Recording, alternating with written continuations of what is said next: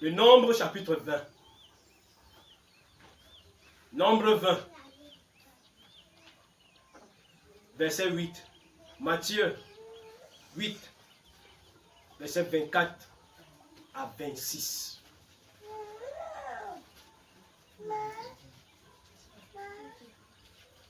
Mettons-nous debout s'il vous plaît.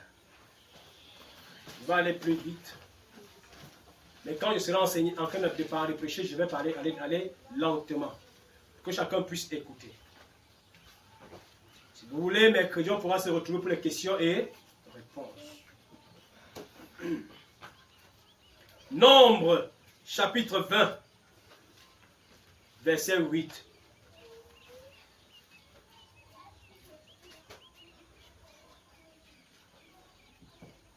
Matthieu, chapitre 8, verset 24 à 26.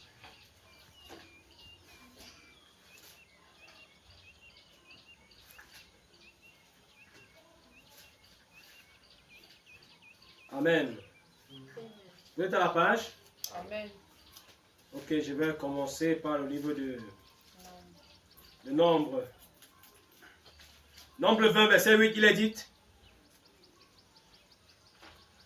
prends la verge et convoque l'assemblée, toi et ton frère Aaron.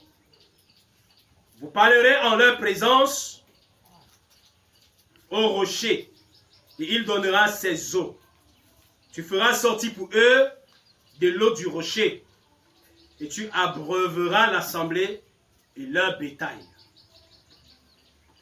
Amen. Amen. Matthieu 8, verset 24.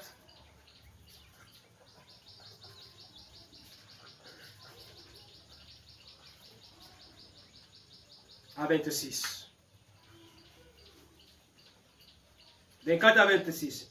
Et voici, il se leva sur la mer une si grande tempête que la barque était couverte par les flots. Et lui, il dormait. Les disciples s'étant approchés, le réveillaient et dit: Seigneur, il dit: Seigneur, sauve-nous. Sauve-nous, nous périssons. Il leur dit: pourquoi avez-vous peur, gens de peu de foi? Alors il se leva, menaça les vents et la mer, et ils eurent un grand calme. Amen. Amen. Nous prions. Seigneur, je prie que tu nous bénisses ce matin. Donne-nous par ta grâce, ô Dieu, la révélation et la connaissance de ta parole. Que le Saint-Esprit nous enseigne et nous amène, Seigneur Jésus-Christ, à parvenir à la sagesse que tu voudras, afin que nous puissions, ô Dieu, croire et connaître, Père, tes principes. Fais-le par ta grâce au nom de Jésus-Christ. Amen. Amen. Asseyons-nous, s'il vous plaît.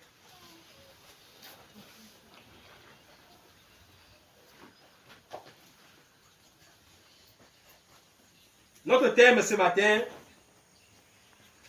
est intitulé « Le rôle de la foi dans la prière ».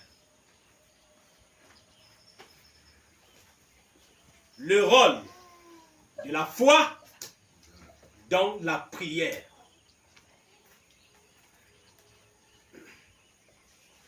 Alors, bien-aimés, je vais nous amener à comprendre quelque chose ce matin.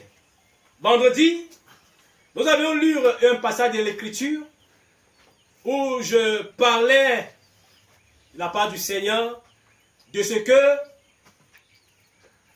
les personnes, quand ils ont l'habitude de prier, ils crient et croient que c'est à force de crier que Dieu les écoute. Et pendant que je parlais, pendant que j'apportais cette exhortation, je vous faisais connaître, en fait, des crieurs ne sont même pas certains que Dieu est à côté d'eux. C'est comme s'il parlait à quelqu'un qui est loin. Mais pourtant, si vous et moi, nous sommes à côté, on se doit les parler de manière raisonnable. Je ne peux pas me mettre à crier votre nom comme si vous étiez au carrefour, pourtant vous êtes ici à l'intérieur. En quelque sorte, cela sera comme une folie. Une folie. Et quand je dis toujours folie, c'est pas pour dire que cette folie est celle que Dieu parle dans la Bible en disant que la sagesse de Dieu est une folie pour les hommes, non. Quelqu'un me dira, pasteur, ça veut dire que ce que nous faisons est une folie pour toi. Je dirais non, ne me prenez pas comme ça. Dieu est un Dieu ordonné. Amen. Et l'ensemble de sa parole est une vie et une connaissance. Ce qui fait à ce que les gens peuvent poser des actions qui ont l'air à nuire aux autres, c'est à cause du manque de connaissance.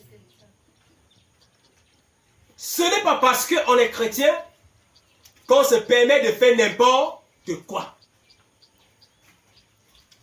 Et je disais ici vendredi que quand vous vous êtes réveillé de votre sommeil, sachez qu'il y a quelqu'un qui dort encore. Et quand vous voulez prier, ne pensez pas que vous êtes le seul être vivant sur la terre. Vous n'êtes pas le seul. Il y a des gens qui dorment.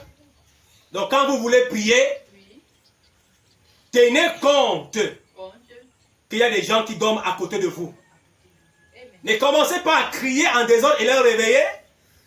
Et quand ils vont se réveiller à cause du bruit, et non à cause de la puissance de la prière, mais à cause du bruit que vous faites. Quand ils vont se réveiller, vous dites, calme, baisse le volume, tu lui diras qu'il est un démon. C'est le manque de connaissance.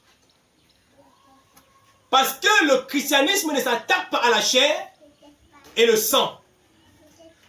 Le christianisme s'attaque aux esprits. La guerre qu'il y a dans le christianisme, ce n'est pas une guerre charnelle. Même si on voit des gens charnels agir sous l'influence des esprits, c'est une guerre d'esprit. Vous savez pourquoi le monde jusqu'à aujourd'hui ne nous accepte pas? C'est parce qu'ils n'ont jamais accepté Jésus.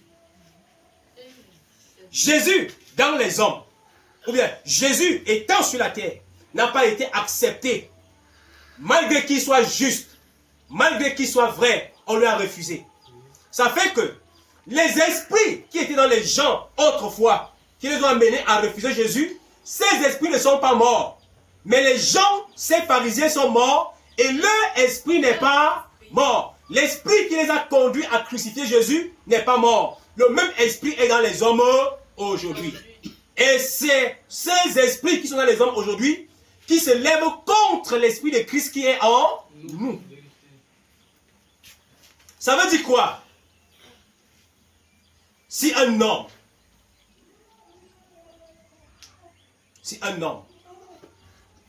me fait du mal, je crois que ce n'est pas lui, mais c'est un esprit qui le pousse à le faire. Amen. Il y a des petits points qu'il faut comprendre. Il y a des petites choses qu'il faut connaître. Tant que nous ne connaissons pas cela, nous allons passer le temps à faire du bruit, empêcher même ceux qui devaient croire de croire normalement, frustrer les gens, leur traitant de démons. Pourtant, en fait, ils ne sont pas démons, mais c'est nous qui sommes mal enseignés. Nous sommes mal instruits. Et quand quelqu'un est mal enseigné, c'est un scandale dans la nature. Un homme mal enseigné, une femme mal enseignée est un scandale dans la nature. Si nous périssons, c'est le manque de connaissance. Ce n'est pas manque de connaissance. Amen.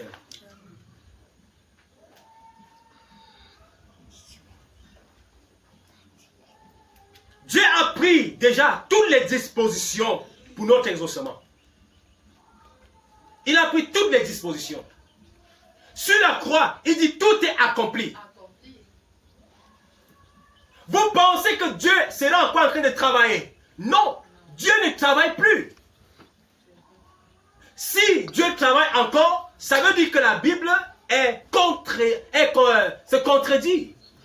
Dans le livre de Genèse, quand il a fallu que ces personnes, ce Moïse, nous ramène, bien aimé, la connaissance, quand il a fallu que le premier livre soit écrit, le livre de la Genèse, dans ce livre, il est dit, Dieu a travaillé 6 jours et s'est reposé le 7e jour.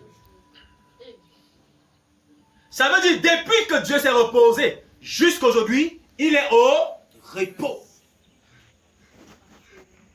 Il a déjà tout programmé, tout organisé.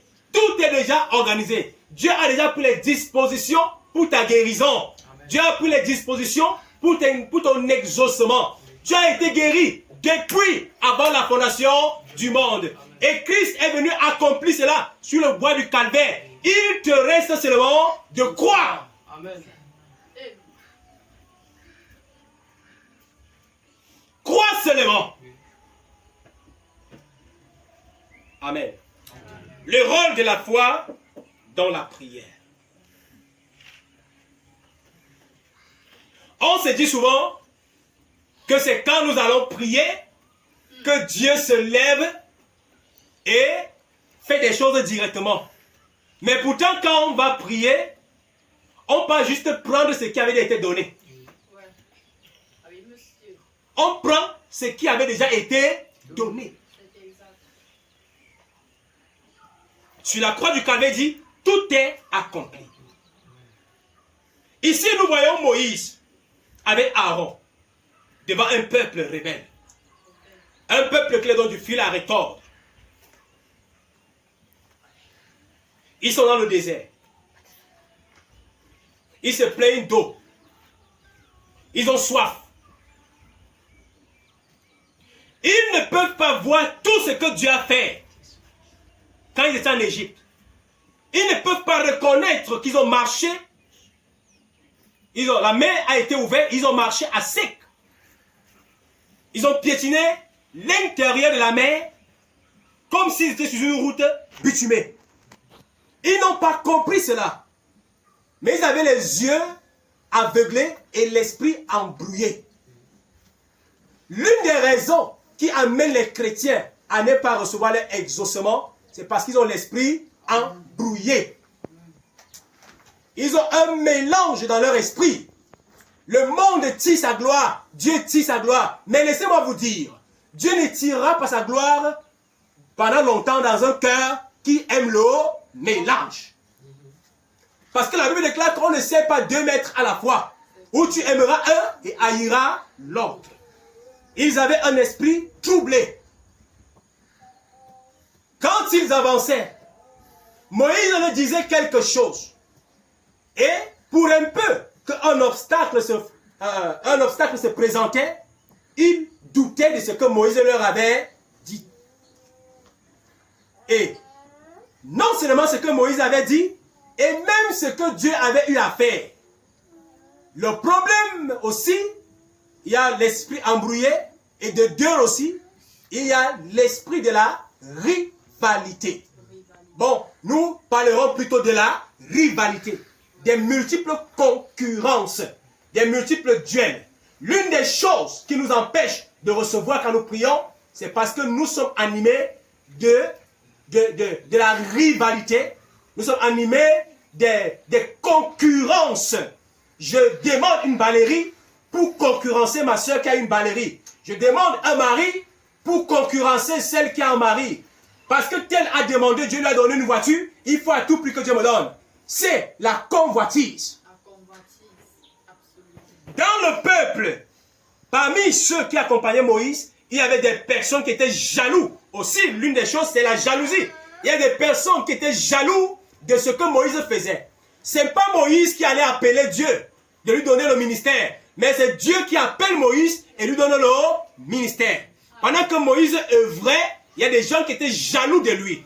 Et laissez-moi vous dire, les personnes qui sont jaloux ou jalouses ont toujours tendance à tordre l'écriture, à tordre l'enseignement. Ça veut dire, quand la voix par excellence parle, ils apportent d'autres interprétations pour distraire les hommes, pour distraire leur regard, attirer leur attention vers une autre direction. Et quand ils réussissent à attirer votre attention vers une autre direction, vous ne pouvez plus comprendre ce que la voix par excellence vous dit, mais vous allez devenir des incrédules.